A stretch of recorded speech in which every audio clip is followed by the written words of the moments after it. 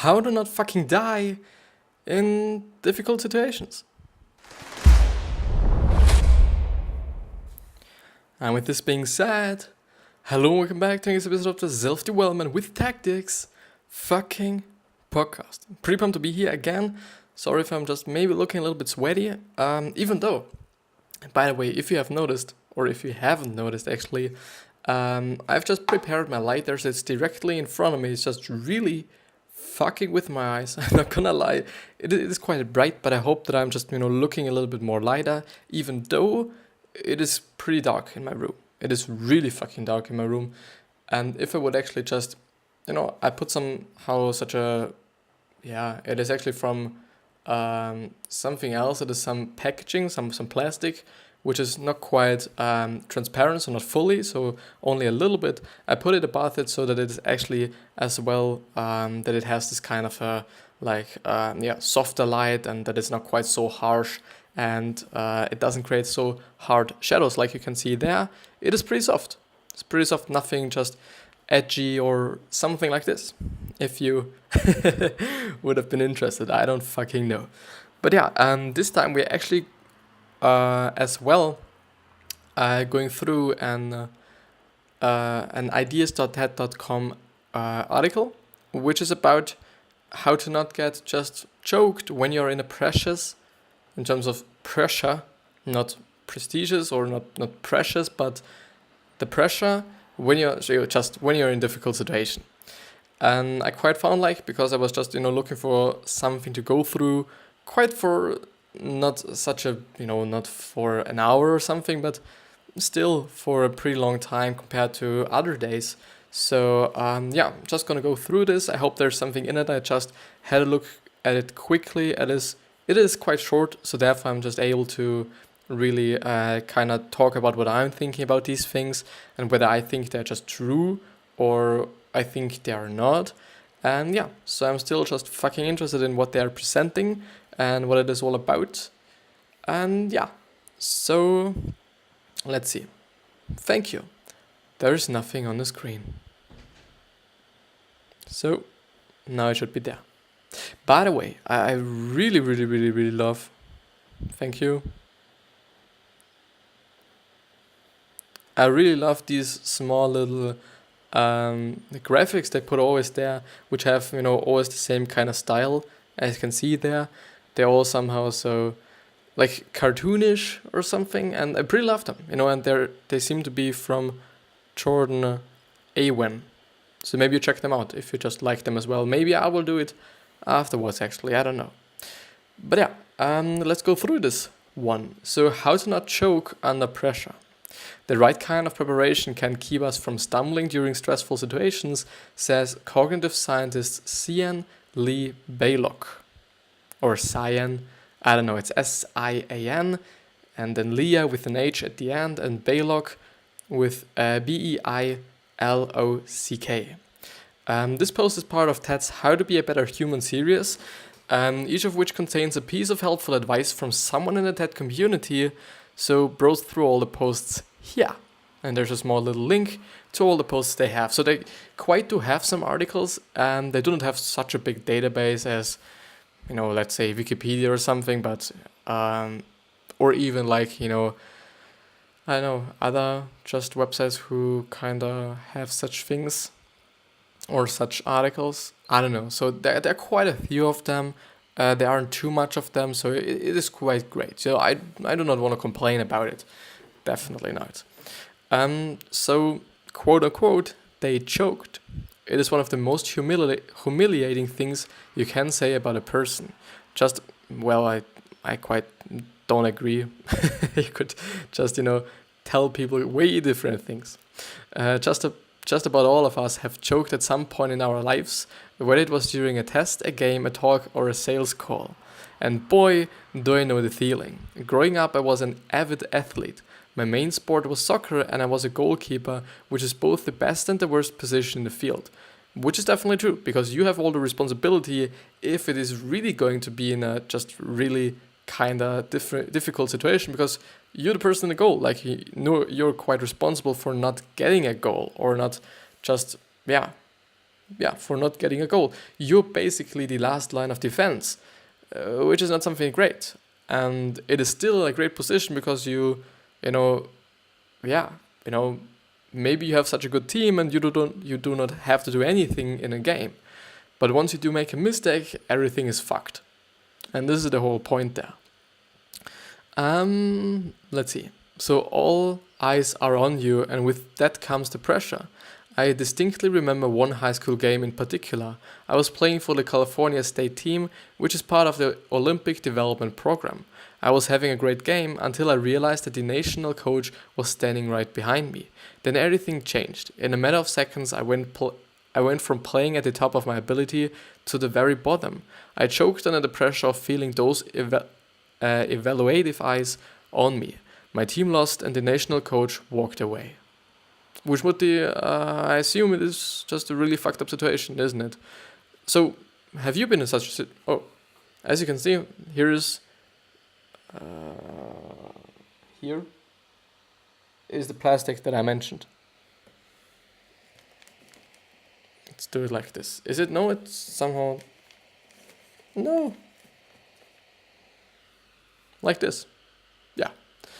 I really shouldn't really kind of look into the fucking light. Never do this. Fuck.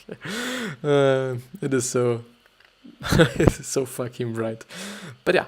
Have you been in such a situation? I was just thinking if I actually was in such a situation yet. You know, there were quite a few difficult situations in my life where it was quite like, I don't know, just pretty difficult, you know, whether it was in school or in my private life or whatsoever. There were definitely some just difficult situations, but I do not think that I've choked once, at least I cannot remember, you know. I do remember maybe the last 5 years of my life and everything else is kind of blacked out. I don't know.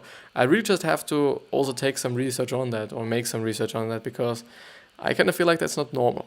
You know, I always, you know, talk to some people and they're like, you know, when I was 3 years old, I always liked doing this and that. And I'm like, well, I do not actually know what I was thinking or what I did or where I kind of, what I liked when I was 3 years old. So it is always quite, you know, fucked up. But let's see. So my experience on the playing field and in other important facets of my life pushed me into the field of cognitive science. I wanted to know how we could use our knowledge of the mind and the brain to come up with psychological things or tools that would help us perform at our best. And I guess there are such things like, as I know, a lot of athletes, and I would definitely assume that quite all the big teams actually do have psychologists or multiple psychologists in their team, because athletes, even though it must be just a really great job on one hand, on the other hand, not, because you quite aren't able to do it for the rest of your life. For a lot of sports, for some sports like I would say golf, you know, you do have have a pretty high chance to do it until you retire quite. But if you're doing such things as, you know, football or soccer or basketball, I do guess with age you just get worse, and this is what it is. And then you just, you know, can't do it any longer, at least not in a professional way. For sure, you can go to another league or you can play in another league that's not that high in just in quality. Like they do not just have to run as much or have to be in such a good shape or something. This is something a lot of just, you know, older players actually do in the soccer world, at least. They go to China or they go to China. China is actually very, very a pretty just, you know, common take or common way for them, because I do guess, you know, they're paying well. The downside of it is that you actually have to learn the language and also have to just live in this area quite, which is, I assume, you know, not the best thing you could do. Some of them, of the, you know, professional soccer players actually go to the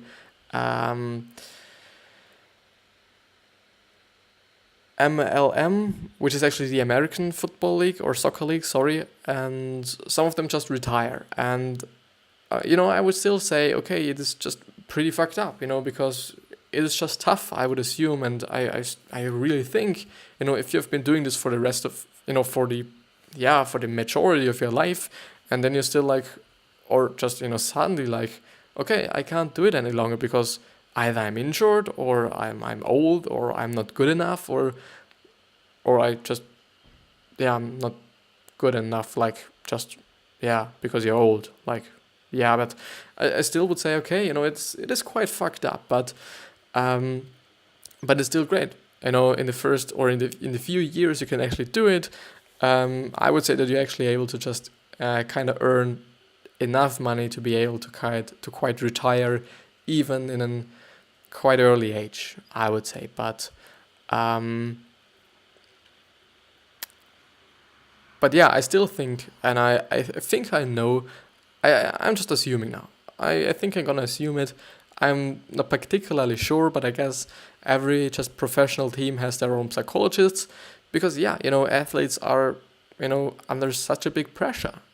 Even though it's just an easy job, quote unquote, not necessarily, because there is quite a big pressure on them, or quite much pressure on them, because they just have to be good. They just have to be good. If they're just having a bad day, this might not be the best thing. If they, have a bad season, it is really fucked up. So there's just a lot of pressure, and I do think that there just, quite has to be a psychologist on a professional team or in a professional team to really support the athletes. But yeah, let's see what they are saying. So I also wanted to find out, why do we sometimes fail to perform up to our capabilities when the pressure is on? It might not be so surprising to you to hear that in stressful situations we worry about the situation, the consequences, and what others will think of us. The last one is completely fucked up. And, I've actually realized somehow, realize is a little bit quite like, oh, this is fucking late, but yeah, it is quite late. The opinions of others do really not matter because of some factors or because of some reasons.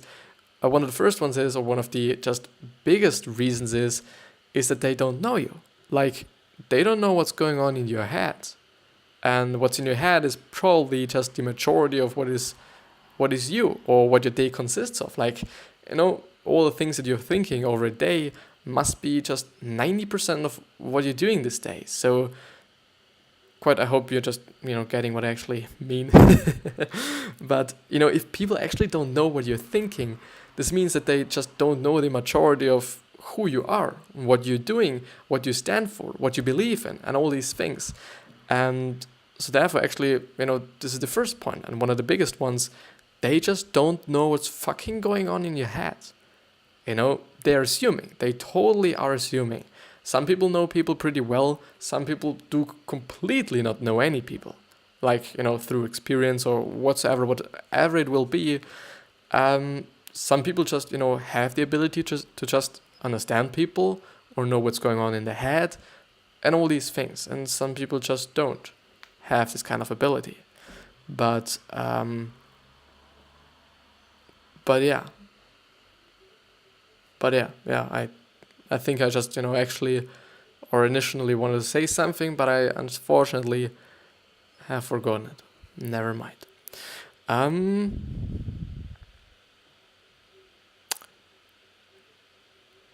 Yeah, and just, because I didn't want to actually kind of lose that point.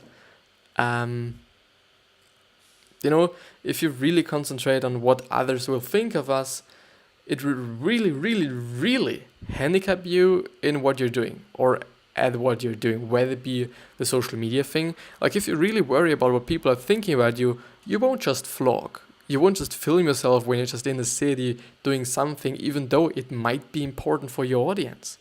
You won't be just, coming up to some people, asking them if you could do just work for them. In terms of, okay, you're a designer and you're just, willing to do some work for somebody else, for your first client. Then I think for the majority of the time, if you're just not in a studio or in an agency or whatsoever, you do just have to come up to people, Even though, you could play it like, okay, I'm putting out so much content on social media that people will definitely just hit me up and want some work of mine, This could work, it just takes some time, but still, if you're putting out content, you also have to just kinda not give a fuck about what people think, because yeah, if you just really think about, okay, what the people will be thinking about, if I've just, used this photo or whatsoever, for sure, just thinking in terms of your target audience makes sense.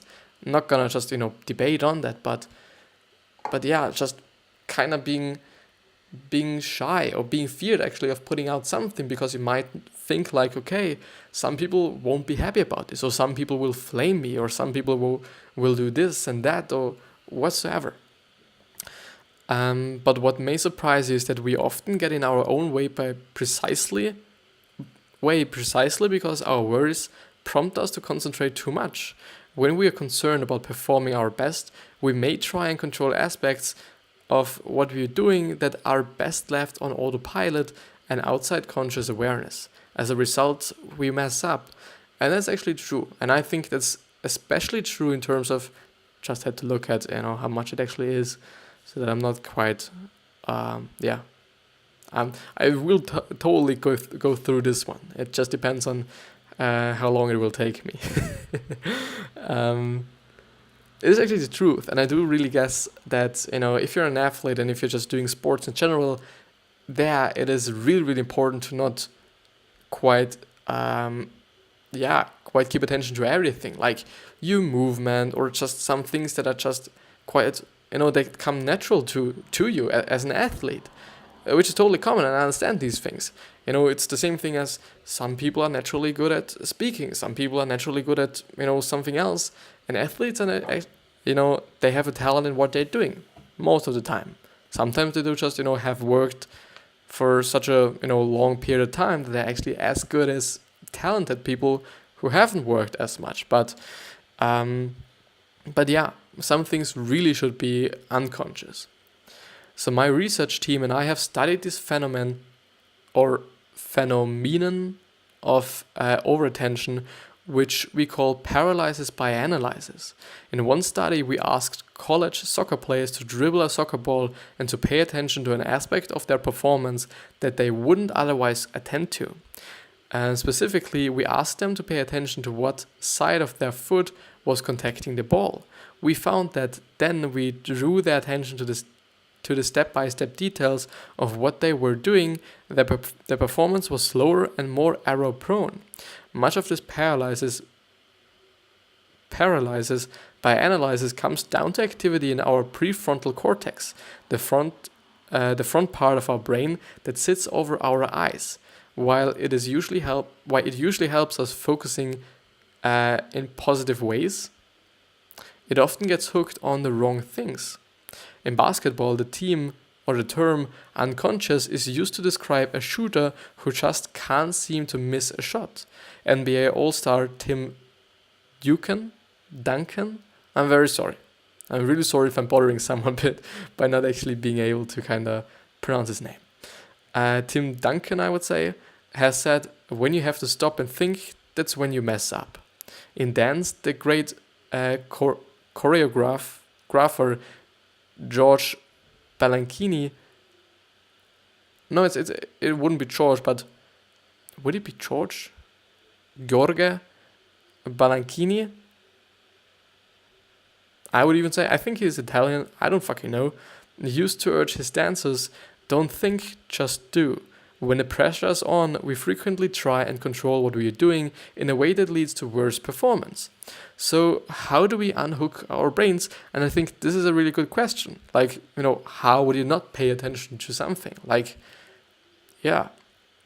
And I'm just thinking if this might actually be a reason why some people aren't as good in sports as some other people. For sure, there are some, there is talent. There for sure is something like talent, but,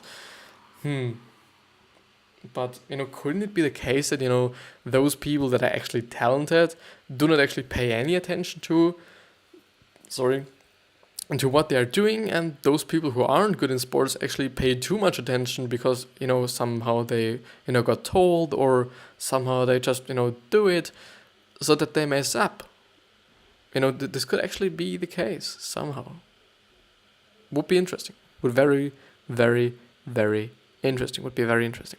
So how do we unhook our brains? We can do something as simple as singing a song or paying attention to one's pinky toe, as pro golfer Czech Niklos was rumored to do. Or we can find some other mindless activity that can help take our minds off the details of what we are trying to do. Which means, or we can find some other mindless activity that can help take our minds off the details of what we are trying to do. Which, if I'm actually reading this right, and this is actually the good thing about what I'm doing here. I'm reading something, I do have my opinion, and you have your own opinion. Maybe I'm saying something that you don't actually would have thought of.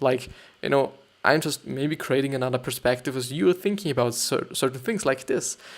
And it is also good for me. Because, those people who would just write down in the comments okay, I would have seen it differently. I would have said, okay, this just, means this and that, and this is just this, and this is just that. And I'm just reading it, then I would benefit from it as well. Because, I don't know, I'm only assuming.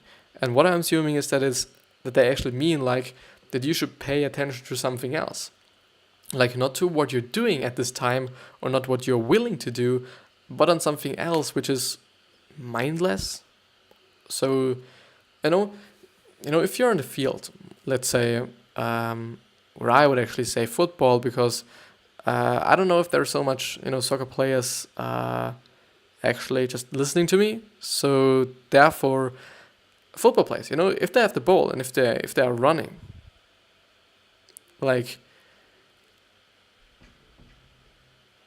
yeah, I would say, if they're just really concentrating on where their quote-unquote enemies are, or the other team or the players of the other team to really, touch them or, whatsoever, if they're concentrating on that rather than how they are running or rather than that they are running, I do think this would be just, what they mean. It makes sense.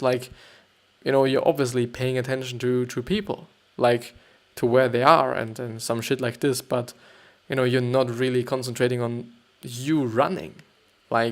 I would actually think that if you're really concentrating on how you're running, that you're running, and certain things like this, that you would actually also miss up this one.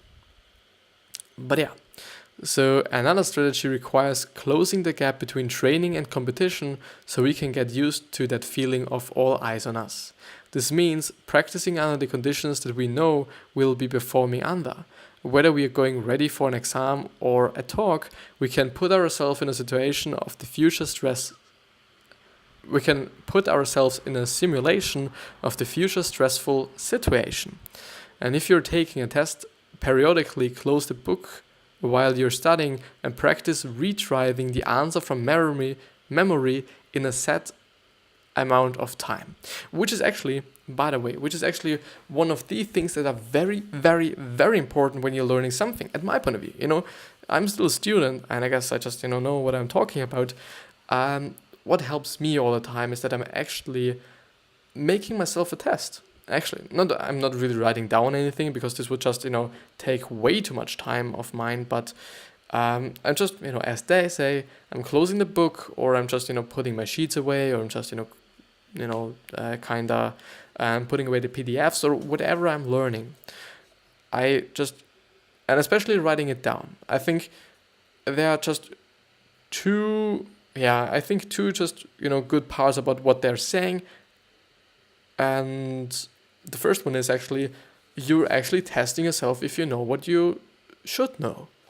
If you're really learning for a test, I think, and if I'm actually not doing it, if I'm actually not testing myself, it has been happening, and I've actually noticed it, that, I don't have such a great mark in the test, because I didn't actually know that I don't know these things, because I've never tested myself, because I've never been like, okay, and now I'm closing that down, and now I'm just gonna communicate or gonna just retry this from my fucking memory. And if I'm doing this, it is clear for me and it makes sense for me that I know what I should know because it is in my fucking mind, because I can already retrieve it. Another thing, which is correlated to the writing down is that by writing it down and by going through these things, you also learn it once again because you somehow, or I assume, for me it works. I do just have to say for me it works. It might not work for you, but I guess for most people it will. So, if you're just writing it down, if you're just remembering once again, I do think you're just somehow able to memorize it way better. Like just, reading through something, or like just, I don't know. Yeah, it actually seems to be like that a lot of people also I think a lot of students don't actually do this. I think a lot of students just read through the things and just they just read through these things, but they don't test themselves. And if you do just have problems with timing, like you just always need too much time and, the time for a test is gone and you just, because of that have a bad mark, then it is also good to just, test how long you're going to take for these certain things. So yeah, I like this. I really like this. So if you're giving a talk, practice a few times in front of other people. And if you can't find anyone who will listen, rehearse in front of a video camera or a mirror. Our ability to become accustomed to what it will feel like can make the difference in whether we choke or we thrive. We can also take steps to rid ourselves of those pesky self-doubts that creep up in pressure-filled situations. They creep up, just somehow reminds me on The Hobbit, like the movie with the spiders and stuff, and they quite, creep out of the dark woods and out of the, quite, I don't remember actually.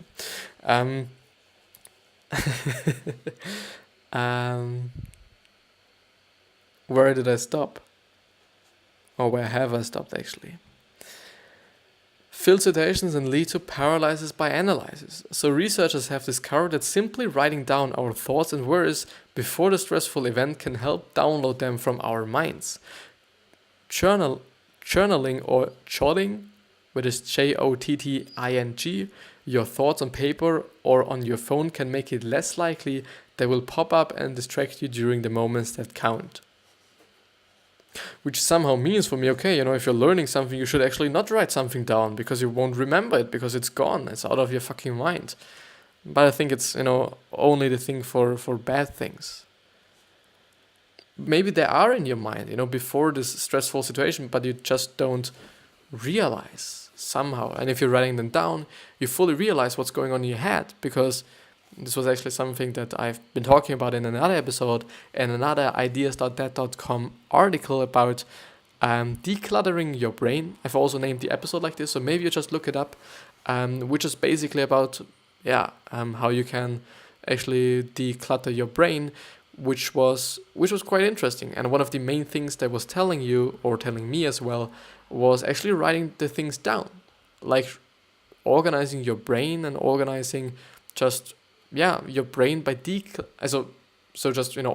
organizing your brain by just writing something down or writing everything down that's in your brain. And for me it made sense because you then clearly know what's going on in your head, what's in it, what you're thinking and all these things, and then you can just organize it or cross out these things that you obviously don't know or don't need any longer.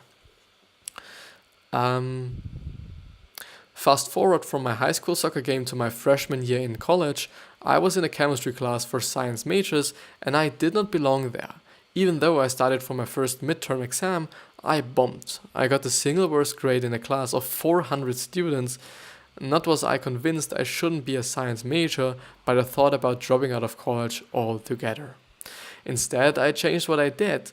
Rather than study alone, I studied with a group of friends who would close their books and compete for the right answers at the end of the study session. We were learning how to practice under stress, closing the gap between training and competition. When the day for the final exam came, my mind was quiet, and I got one of one of the highest grades in the entire class. As it turns out, it wasn't just about learning the material, it was about learning how to overcome my limits when it matters the most. Just really, really motivative, just things in the end of it. And it has been quite a great episode, even though, during the episode I was like, yeah, I quite felt somehow interesting. I quite felt like, I don't quite not want to do this. But at the end, it went so well, and I just really liked it. I really deeply liked it, and I just know that in some day, or at some day, whatever it will be, I don't always know. At some day, at some point of my life, everything that I'm doing here, and all the stress that I put myself, under or on myself, the stress that I put on myself through all that I'm doing, besides doing school, besides having a 40-week of school without learning, so there's nothing like learning included, and work that I do just have to do on the weekends because I wasn't able to finish it, during the week, is not included. It is just something. It is just some pressure, to be honest. It really is. But I know that someday, at least I hope someday somebody comes up to me and just thanks me for what I'm doing here, or that I actually can live off of it. Like, this would be great. This would really be great, just to make videos all day long. Like, and maybe besides doing my job as well, because I like it, However, like, whatever I'm just, liking at this moment, or that I'm passionate about this moment, this would be nice to do. And at the moment, I'm quite passionate about doing what I'm doing right now, just speaking to those people outside there, and quite trying to give them some valuable content and valuable stuff they can just, listen to as a podcast, which is just incredibly great for me. Because I think, you would not have to go through this TED Talk article, and you could just listen to it, while you're on the go. And then you get additional things that I'm thinking about while going through these. And if you don't want to hear them, you can skip them. And for other people who just want to have it as a video version, there's also a video version. I really hope that I'm just doing something great for someone outside there. This is what I want. I just want to help the people, and want to just, I don't know, maybe just open some doors for them, for just new ways of thinking, for new knowledge, new things that might, they might get interested in. Would be nice. And actually, thank you for watching. Really thank you. I should actually thank you way more. I'm very thankful for actually being able to do what I'm doing right now. I really am.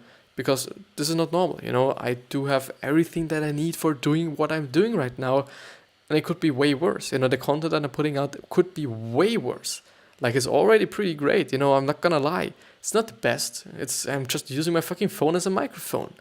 It's totally not the best, but I guess it's consumable. And it, totally, just also comes up to how I'm acting. A lot of people just have such a shitty equipment, but because of the person they are, and because of this human they are, they just, they succeeded, because they are a likable person. They just are passionate about what they're doing. They just are passionate about what they're doing, and they like what they're doing, and therefore they just, go through the shitty times because they like what they're doing. Everyone just, started with 0 followers, 0 clicks, 0 everything, but because they liked it, they just, went through all these shitty times. But I wish you the best health, wealth, happiness, and success. Thank you so much for watching. And still remember how you're gonna be remembered. So maybe you're giving back to the world something through charity, or through just being nice to the people outside there. There are so many ways. There are really a lot of ways. So you decide. Do we want to be remembered as a good person, or do you want to be remembered as a bad person? And we always decide. We have the choice, and we have the ability to change how our life ends somehow. I see you.